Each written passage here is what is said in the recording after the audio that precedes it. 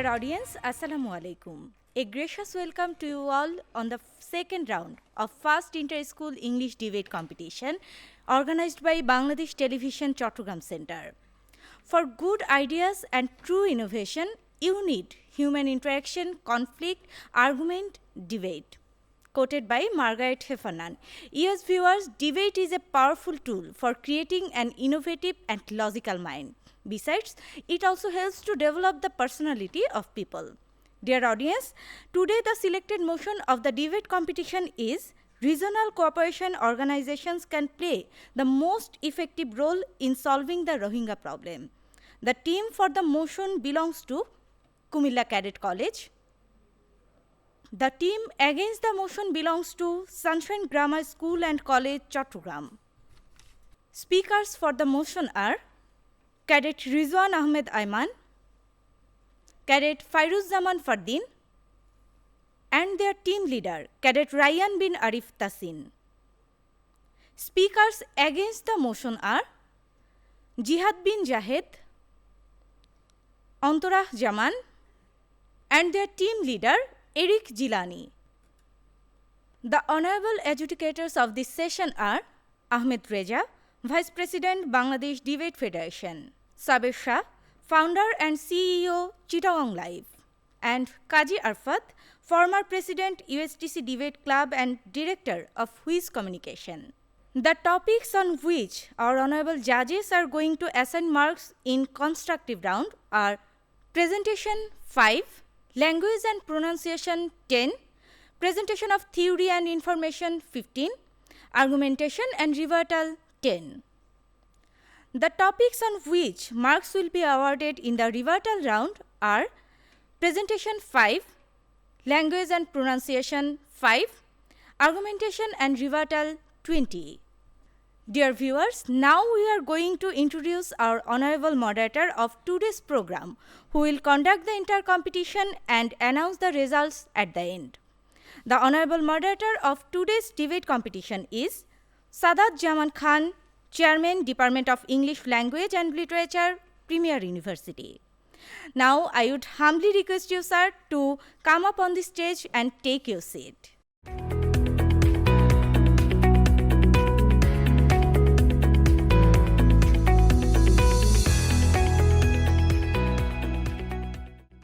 Before we start the debate, let me inform you about the order and time allocation of each debater. Each debater will get 5 minutes to present his speech. An alarm bell will ring on 4th minute and final bell will ring on the 5th minute.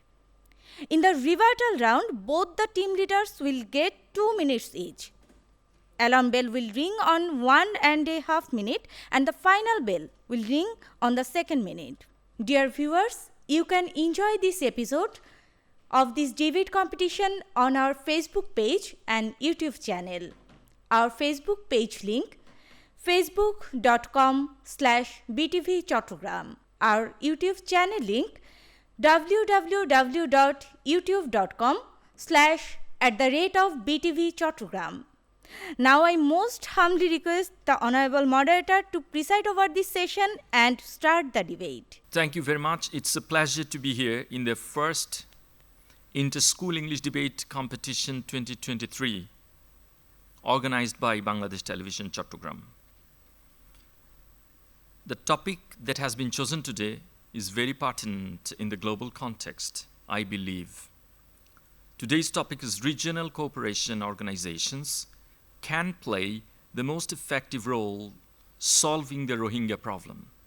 I would like to call upon the first debater, the first speaker of today's debate, Cadet Rizwan Ahmed Ayman from Cumilla Cadet College, to put up his argument. Millions of fathers in rain, millions of mothers in pain, millions of brothers in woe, millions of sisters nowhere to go. These are one of the most famous lines from the famous poem September on Joshi Road by Allen Ginsberg, depicting the horrifying situation when millions of Bengalis fled to India as refugees of the Liberation War. We can see the same situation prevailing when the Rohingyas were forced to leave their own motherland due to the torments on them by the Burmese army. Respected moderator, judicious panel of judges, wise opponents, and dear audience. Assalamu alaikum and a very good day to you all. Today we have all gathered here to witness a battle of logic on the first BTV Inter-School Debate competition for the year 2023. The motion on the floor is regional cooperation organizations can play the most effective role in solving the Rohingya problem. And for some very logical reasons, I, along with my team, stand firmly for the motion. August gathering. Analyzing that motion, we can mainly get two parameters: regional cooperation organization and the Rohingya problem. The organizations that have been established to promote the welfare of the people of a region, to improve their quality of life, and to provide all the individuals with the opportunity to live in dignity and realize their full potential. I repeat, to provide all the individuals with the opportunity to live with dignity and realize their full potential are the regional cooperation organization.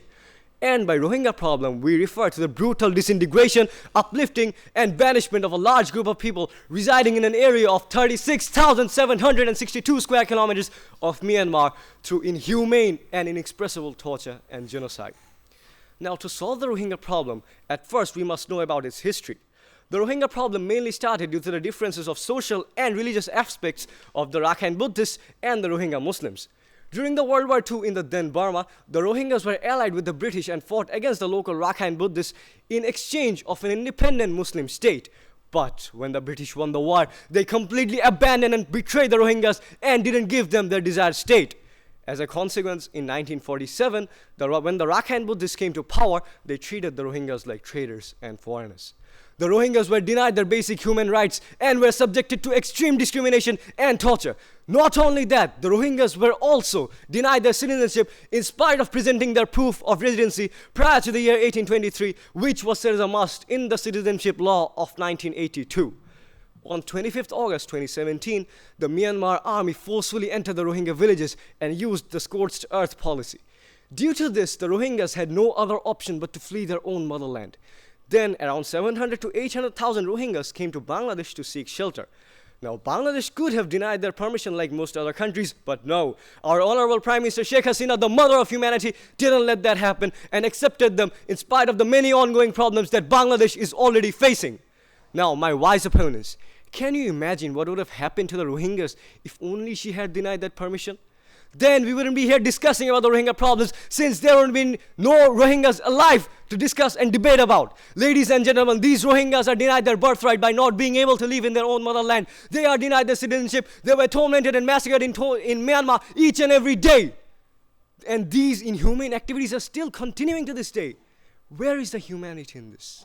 How can a sane person do this? Now, after hearing all this, you may have a question in mind, which is, how can we solve this problem? Well, Bangladesh, as the member of the Regional Cooperation Organization, SARC, has already done her part by letting the Rohingyas stay in our own land as refugees. But that is a permanent solution. What we need now is a temporary solution. What we need now is a permanent solution to this massive problem, and that permanent solution, dear audience, will be the repatriation of the Rohingyas. Now, Bangladesh has already taken steps to achieve this. But Bangladesh has come to an agreement with Myanmar in 2017 and again in 2018 about the repatriation of the Rohingyas. But to implement these agreements, the need for a third-party negotiator is clearly visible. And that third-party negotiator, ladies and gentlemen, will be the regional cooperation organizations existing in this region, such as SARC for Bangladesh, ASEAN for Myanmar, and BIMSTEC for both the countries. These organizations have to establish a situation of negotiation where whatever decision is taken between the two countries regarding this issue is implemented no matter what. Other than that, these organizations must come together to solve this problem. Then the whole world will acknowledge the crimes that Myanmar is already committing against the Rohingyas. At that time, even with the help of superpowers like India or China, Myanmar will be forced to let the Rohingyas repatriate back to their own countries. So, without the help of regional cooperation organizations, solving the Rohingya problem is impossible. My wise opponents, I request all of you to please take off your blindfolds and come to the reality and accept it that regional cooperation organizations can play the most effective role in solving the Rohingya problem. With that being said, I conclude my speech here. Thank you all indeed. Now the first speaker from the Sunshine Grammar School, Chattogram, Zihad bin Jahid, will come up on the stage and put up his argument. Ladies and gentlemen, esteemed judges and fellow debaters, Today we gather here to discuss a critical and complex issue: whether regional cooperation organizations can play the most effective role in solving the Rohingya problem.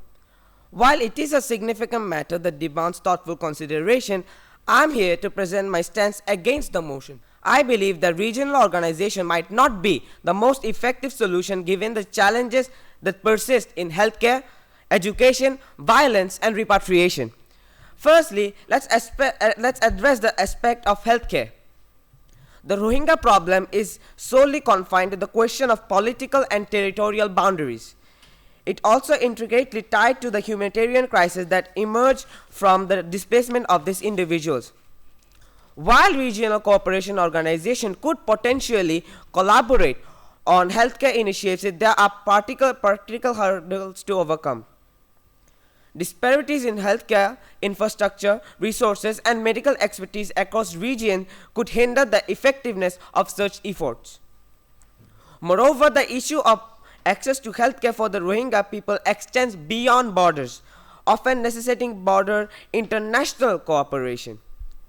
Therefore, relying solely on regional organization might not provide a comprehensive solution to the healthcare challenges faced by the Rohingya community. World Health Organization collaborates to allocate land for needed health facilities, enhancing equitable coverage and access.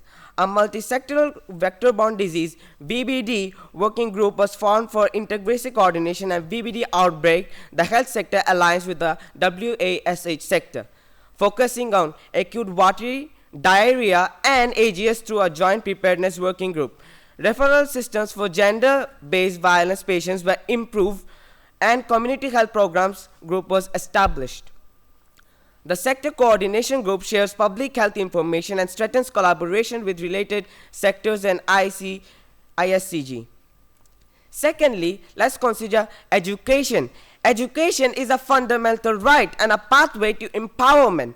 However, establishing effective regional programs within the framework of a regional cooperation organization could be complicated. Differences in curriculum, language barriers, and cultural variation could impede the successful implementation of educational initiatives. However, furthermore, education is a long-term investment that requires sustained commitment and resources.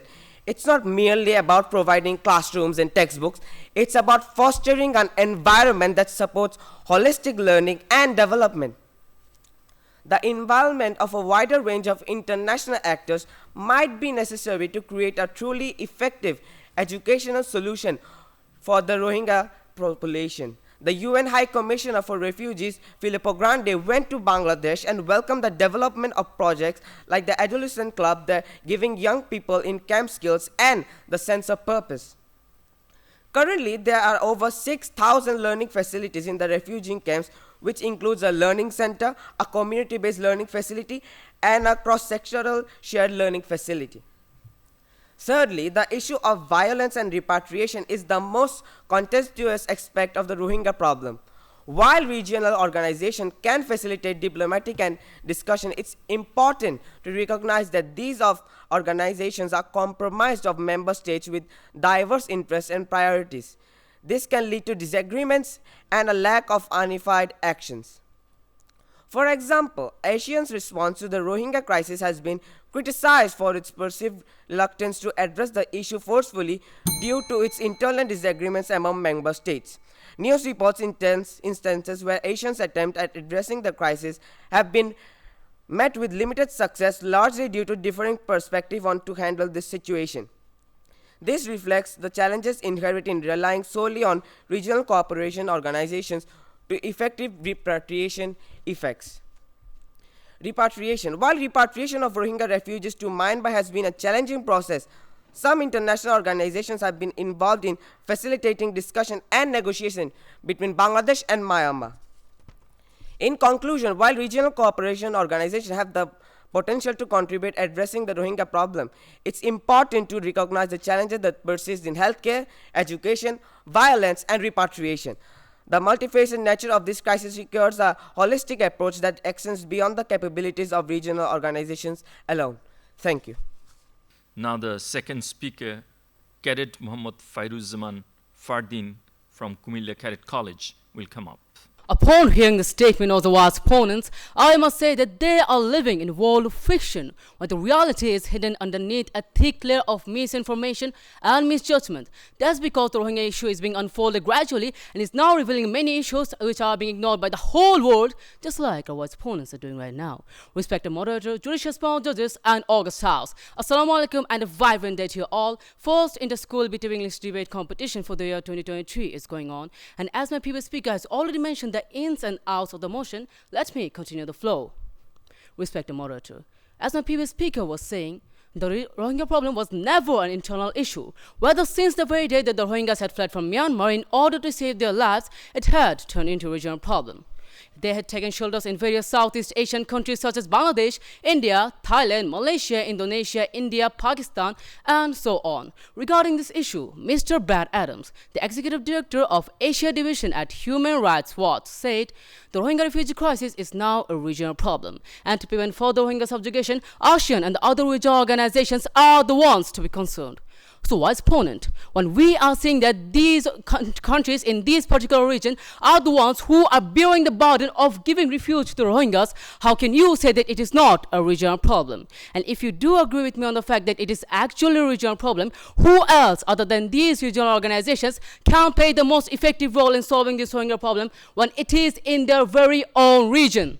The question remains. Up till now, I have discussed on why the regional cooperation organizations can play the most effective role in solving the Rohingya problem. Yes, I know the exact question that is lingering inside your head right now as opponent, which is what is the solution that the regional cooperation organizations are going to give which could actually solve the Rohingya problem? Well, before you have to take the immense pain of asking, let me provide you the answer beforehand. The solution that the regional cooperation organizations can give is the repatriation of the Rohingyas. And how are they going to do it? Well, let me explain it.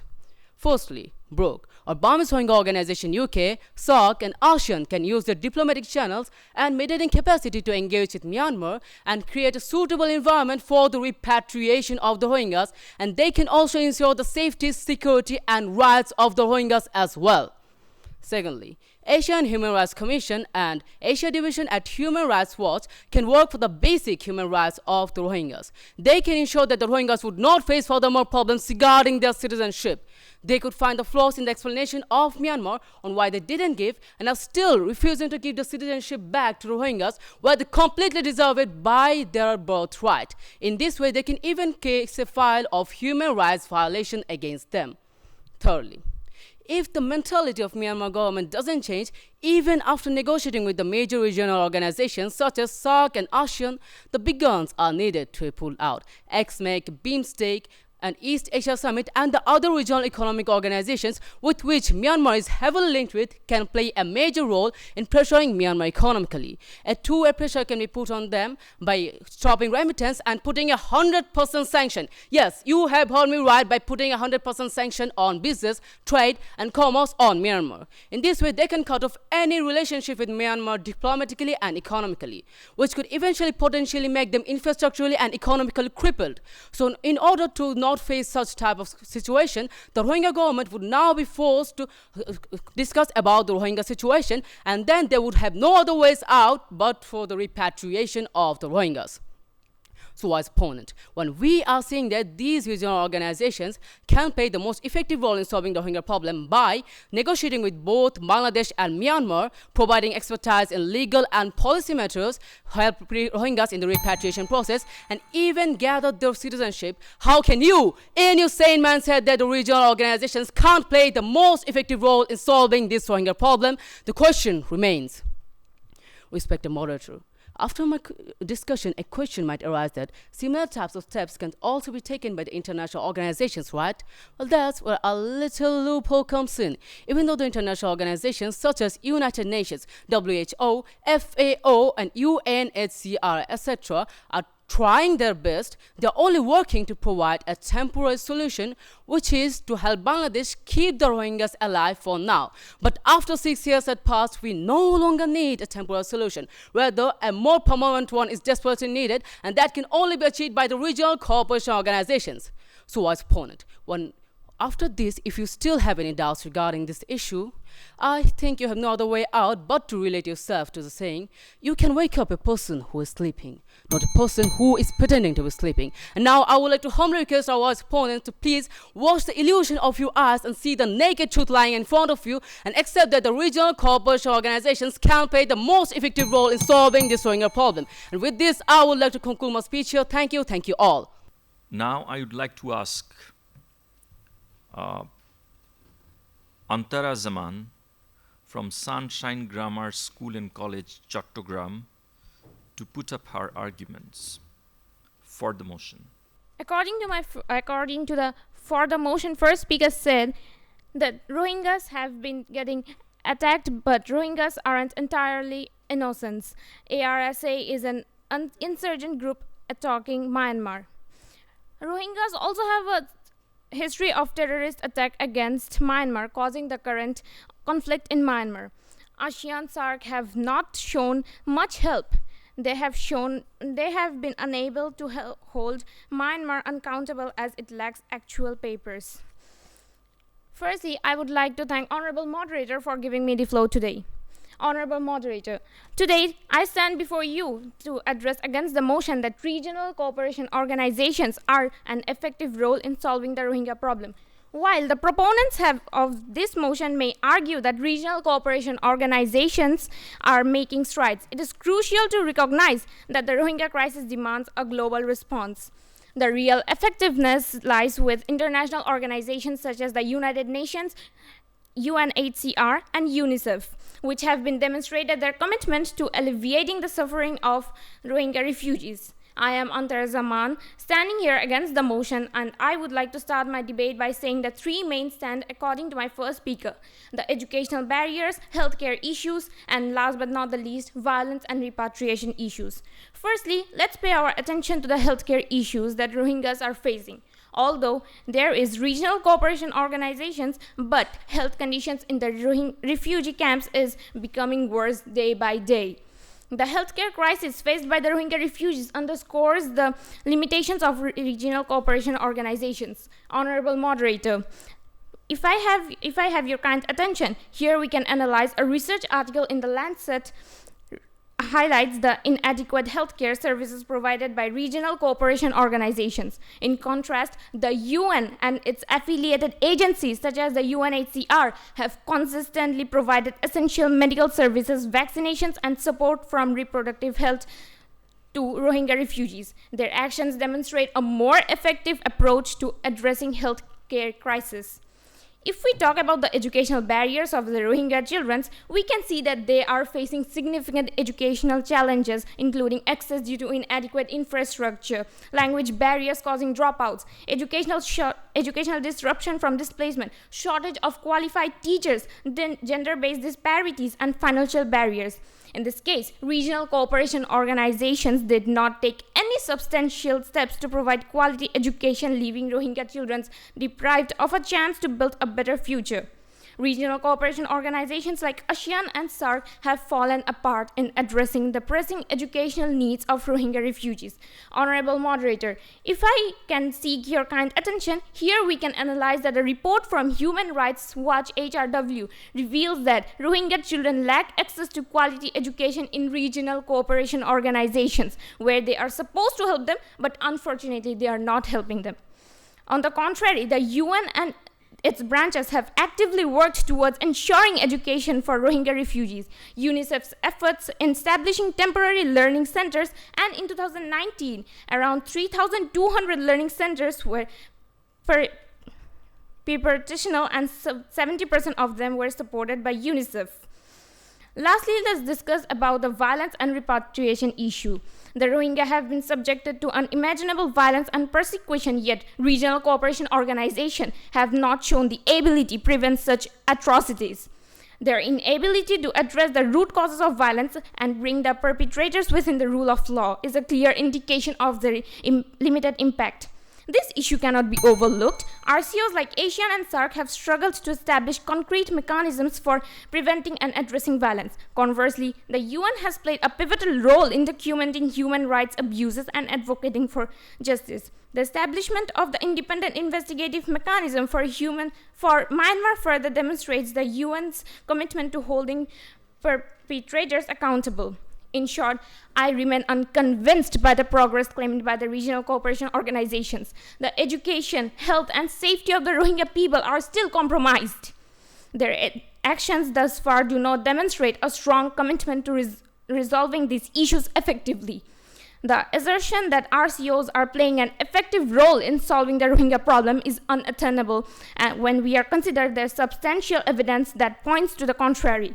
The UN, UNICEF, and UNHCR have consistently shown their dedication to addressing the educational, healthcare, and violence problems faced by the Rohingya population. While RCOs have the merits and global nature of the Rohingya crisis necessitates the involvement of international organizations with a proven track record of impactful intervention. Thank you for giving me the floor today. Now is the time for the team leaders. Cadet Mohammed Rayyan bin Arif Tassim will be coming up to speak for the motion. Just like a lighthouse in a storm, a nearby ally can offer you timely guidance grounded in shared reality than a distant admirer with less proximity. Similarly, our wise opponents were always trying to find the answers from the international communities instead of seeking help from our neighboring countries bounded by the regional cooperation organizations. But my previous speaker repeatedly mentioned that this is a regional problem and needs a regional solution. Therefore, I confront firmly that the only possible solution for this very problem is repatriation, and for this, there is no such alternatives to the regional cooperation organizations. Yet, the more we think about the repatriation process, the less the light of hope seems to be. So, it is high time we took effective steps towards the mitigation of the very problem, and for this, I like to just call upon my wise adversaries to just think that regional cooperation organization can play the most effective role in solving this very problem. Respected moderator, judicious panel of judges, wise adversaries, and all those who are listening, Assalamu alaikum. My previous two speakers have already mentioned today's topic, so without further ado, let's get started. Upon hearing the statements of my dear wise adversaries, I got that, are you just trying to elevate the infrastructure for the Rohingyas and give them a cure to the diseases that they're having in the camp? Or are you really trying to solve this very crisis by repatriating them? The question remains. Then again, first speaker of my opponent said that the education and healthcare problem of Rohingyas are really bad. But that just confirms the problem in Bangladesh, and the organizations who are responsible for that, like you have already said that UNHCR, UN, and much more, they are just elevating their very stance by just giving them the solution in staying in Bangladesh. But what they need is repatriation, and here the regional cooperation organization plays the effective role. Now, wise adversaries, Rohingya problem is yet another chapter of the failures of the international organizations and the superpowers who were silently patronizing the very barbarism of Myanmar government just for their own interest. Effectively denied citizenship, methodically oppressed, and largely denied from the mainstream, the Rohingyas are now vulnerable in condition and stateless in recognition. As we already have seen that China and India are not exceptions either. Here, a foreign analyst of India, Binod Mishra, stated that both China and India are not using the Myanmar for their insurgents and counter-insurgents in the very areas of their border. And again, Myanmar is crucial to India's activist policy and China's Belt and Road Initiative, and that's why they were silent. But my dear wise adversaries, these regional cooperation organizations have already negotiated with these superpowers, and they are addressing all this political unrest and also geopolitical patronization of these very superpowers. And here, regional cooperation organizations are again playing the very effective role. Second speaker talked about the need of UNHCR in solution of the problem, but I'm sure that if she had done her research properly, she would have known that UNHCR does not help to resolve that problem. Rather, they're just helping Bangladesh to keep these Rohingyas alive in the camps of Cox's Bazar. But we need a certain permanent solution, and that is repatriation, I must say, and that is repatriation. And for this, there is no such alternatives of the regional cooperation organizations. Now, upon hearing all these problems, my opponents might get disheartened. But for your consolation, I have got the solution, and that is the Regional Cooperation Organization. Now, you might say that how the Regional Cooperation Organization will function here? Well, let me elaborate. Actually, Myanmar depends on the foreign investments, and here, again, the Regional Cooperation Organization plays the most effective role. Singapore is the largest foreign investor in this very country, investing a total amount of $1.1 billion in the current fiscal year 2022 till 2023. Then comes China, the second largest investor in Myanmar, who has already invested a total amount of $25 billion. I repeat, $25 billion for their foreign investment. And again, it is the largest business associate of that same country. Then comes China, and then comes India, who is the fifth largest business associate of that same country. So, if any of these countries turn their back upon Myanmar, then the entire economy of Myanmar is bound to jeopardize. And here, just to let you know, Indonesia, then again Thailand, and countries like China are the close associates of ASEAN, and then again comes India, which is bounded by the Regional Cooperation Organization SAARC. Now, unitedly, if all this organization comes forward and seeks an urgent answer to this very problem, Myanmar is bound to take these Rohingyas back, as they have no other option than solving their own existence and saving it. So here comes the main issue, which is they have already said that education is really needed for the elevation of the Rohingya problems. But my dear adversaries, are you trying to produce any new Newton or Aristotle in the camps of Cox's Bazar, or are you really trying to solve this very problem? With this hope that you will understand this gravity of the problem, I conclude here. Thank you, Honorable Moderator. Now I would like to call upon the team leader from Sunshine Grammar School and College, Chattogram, Eric Gilani. Honorable moderators and judges, I am Eric Gilani and I'm opposing this motion of this debate. And if I may have your permission, then I would like to start by saying that the Rohingya refugee crisis is an international crisis that affects almost all the Southeast Asian countries. And due to its magnitude, regional cooperation organizations cannot alone solve this crisis. First of all, we have to understand our own problems. Bangladesh is a small country, it's overpopulated, and it is not at all rich. And add to the fact that it has not yet acceded to the 1951 Convention for Refugee Rights and its 1967 protocols. In spite of this, Bangladesh has opened its borders to welcome the refugees from Myanmar. Unfortunately, the Rohingya refugees are facing lots of difficulties, education problems, healthcare related issues, and security and repatriation issues. First of all, I would like to start by talking about the healthcare issues, which after the Rohingya refugees, after crossing the border, they found themselves living in cramped, unsanitized huts with lack of water, proper medicine.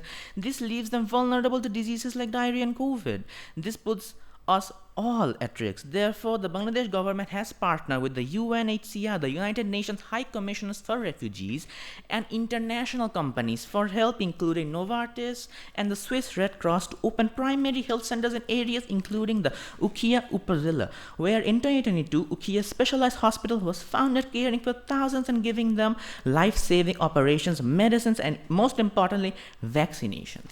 The second problem of them all includes the educational problems, the educational barriers. First of all, education is a fundamental right given to all citizens. However, the Rohingyas, being stateless people, have not been given this right and have been discriminated against. Organizations like ASEAN could have supported in areas like this, but no sources mention such help. To further prove my point, an article in Al Jazeera in 2019 have brought to light the conversation between UN members and Rohingya camp leaders. A few minutes into this conversation has shown the progress of giving an education being next to none, with the camp leaders wondering if they were considered, quote, humans. But honorable moderators, if you would please look here, the Bangladesh government has taken the initiative, and along with UNICEF and its partners, they have opened up around 6,000 schools and learning centers, which currently makes up 70% of all the learning centers have been made and co-developed and established by UNICEF. And in these dense Rohingya camps, they have brought about the Bangladesh and the Myanmar curriculum, catering to 300,000 Rohingyas, overcoming the language barrier and giving them an education. The third and the most important point is security. First of all, Bangladesh has tried to give them all the aids, but the third major problem is, one of the major problems of Rohingyas is that they have no citizenships, making them prone to discrimination and violence, including human trafficking, drug smuggling like yaba, and unfortunately rape. Even after coming to Bangladesh, they still live in fear of insurgent groups like the Arakan Rohingya Salvation Army, which are attacking the Rohingya armies and are the major reason for massive conflicts in Myanmar. For this reason, Bangladesh, fought to increase security and to allocate the Rohingyas from the Cox's Bazar, has spent millions of dollars on an island called the Bhasanchar. This island is equipped with modern housing, running water, healthcare facilities, even has mechanisms to protect against floods and cyclones, and this project has been backed by the UN in 2021 in a Memorandum of Understanding, the MOU. But honorable moderators, these are temporary solutions, and to accommodate the ever-rising Rohingya population, in the 77th General Assembly of the UN, our Prime Minister Sheikh Hasina has addressed this problem and asked for a safe repatriation from Myanmar, continual cooperation from the UN, and until that time comes, we can start by giving them education, teaching them skills. We can turn them into manpower, which could ultimately boost the economy. And in these times, I just want to ask honorable moderators and our wise opponents, where was the Asian in all this? How have they helped us? What ways did they help us? Our opponents talked about repatriation, but according to statistics, this repatriation is an extremely slow to none process, with currently no repatriation or any talks about it being underway. Therefore, we should also highlight the role of international organizations and global powers like the United Nations and the Western nations in providing substantial help and diplomatic pressure, whereas in our regional corporations have prioritized their own political interests and therefore have not been providing much health care. Thank you. Now we turn to the rebuttal phase, and the first speaker for the motion, the team leader, will come again. Cadet Mohammad Rayyan bin Arif Tassim will come up. Thank you, Honorable Moderator, for giving me another chance to say something. We continuously mentioned the efficiency of the regional cooperation organizations, but I must say, words won't hit our wise opponents unless it's repeated. Let me mention some of their own fallacies that is opposing their own very stance. Firstly, the illogical arguments regarding the international organizations and the governing bodies.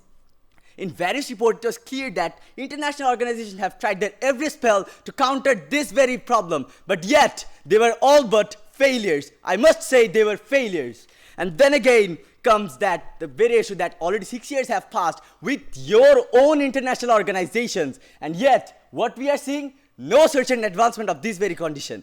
And then again, secondly, terming the Rohingyas as stateless. Now, this was a heinous example of the threatening brutality which is rare in the history of humanity. Now, by birth, the Rohingyas were the inhabitants of the Arakan province of Myanmar. Still, by formulating a new rule in the year 1982, they were termed as stateless, and by this, the citizenship was taken away by just neglecting their own very citizenship law, Burmese citizenship law, in the article number 17, where it was said that no certain citizenship of a citizen can be withdrawn who have acquired it by birth. So, you must reconsider your own very statements that you have already given to us. Now, as you already have asked wise adversaries, if the regional organizations have already existed, then why the problem is still in existence?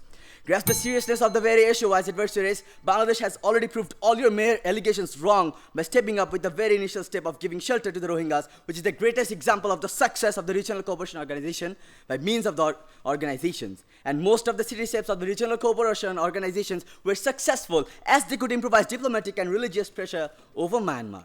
Now, at this 11th hour, Myanmar should come forward for the repatriation process. And out of all these shortcomings and miscommunications, if the world doesn't want to see another Palestine, they must come forward. And here, regional cooperation organization is a must. With this, I conclude here. Thank you everyone. Against the motion now comes Eric Gilani to put up his argument in the rebuttal round.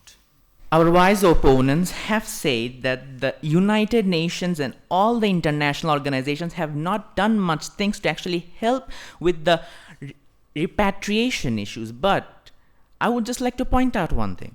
Asian has not done anything either into actually helping the Rohingya refugees in Bangladesh. Yes, we are both trying to help the repatriation issue, but the UN and special agencies are trying to help make their lives better, trying to make them increase their skills and other things, and to make them more knowledgeable and more literate about many things, including child marriage and whatnot, and simple illnesses, so they could fend for themselves, live for themselves. But the Asian has not done any such thing. I would just like to comfort that the Asian has been accused of not helping much. They have already been excused, and the UN has developed many infrastructures for the Rohingyas to help them increase their lives better. While the Asian may be more focused in repatriation, UN is also focused for the repatriation by giving them also pressure, diplomatic pressure from also the Western nations too, because the UN is an international organization with many states under its name. They could all come together and provide more greater pressure than the Asians. And I would just like to point out that the Bangladesh, we can argue that the regional organizations often prioritize their own political interests and relationships with Myanmar over the rights and well-beings of the Rohingya. We can also say that the slow process in the repatriation of the Rohingya issues to Myanmar, despite regional initiatives and agreements, the voluntary return of refugees has been minimal, which raises questions about the effectiveness of these efforts. It's a pleasure to hear you all, and it's a pleasure that you have taken up an issue which happens to be a very important issue, and which is also a great local problem for us and a global problem for others. It's very important that we must find out a solution. But look at the topic. The topic, sometimes the topics are very tricky here. Look at that. The regional cooperation organizations can play the most effective role solving the Rohingya problem. So what do you mean by solve? How do you solve? The word solve is very tricky right here. Do you think that giving a proper education to the Rohingya children is a part of the solution of the problem? Or making them skilled is a part of the solution of the problem? Or repatriation is a kind of solution to the problem? So from which angle you are looking into this, the broad spectrum of the topic is very important. And let's go into the reality check a little bit and try to find out what happened since 2017, when a massive amount of Rohingyas flooded into this country.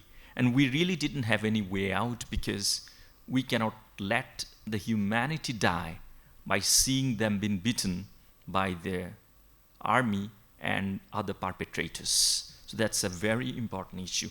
So we had done something very timely, right at that particular moment. But a problem remains a problem until it is not solved. And there has to be a proper fact-based solution, which is very important. Yes, sometimes your regional cooperation can effectively work. Let me tell you a few things.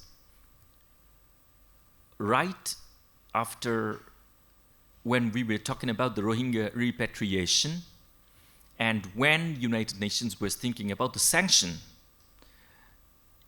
our neighboring countries did oppose the sanction on Myanmar. So sometimes even the regional members could not properly respond, or are not responding the way they should respond. So there is a kind of failure for the regional countries. On the other hand, a regional problem can be solved regionally, because the wearer knows where the shoe pinches. But yet, if you have your economic interest and other interest into the region where the problem is occurring, that problem remains a problem. Now let us go into the global context. Can global community solve this problem? Well, the global community, for example, once again I'm going into the reality, ground reality, and trying to get the fact check a little bit. United Nations says a repatriation is important, but the most intriguing part of repatriation is the safety. They are trying to tell that they must be repatriated in a safe zone. So that very safety issue will be a lingering problem for Bangladesh. Will Myanmar be a safe zone for Rohingyas at all to be repatriated? So once again, sometimes even the global community, in case of solving the problem, rather lingering the problem. So I think both local and global communities, for example, can come together and find out a solution. Let us see what happens. And still, the scenario is not really very fair, and the scenario is very frightening. Thank you very much, and I have the result in my hand. Now comes the nail-biting moment. Who is the winner? The winner of today's team is Cumilla Cadet College. And the best speaker is Cadet Ryan bin Arif Tassim, team leader. From Cumilla Cadet College, congratulations to you and congratulations to both teams for putting up this spirited debate. And I also heartily congratulate the adjudicators, the anchors, and everyone who cooperated for this debate to get on. Thank you very much.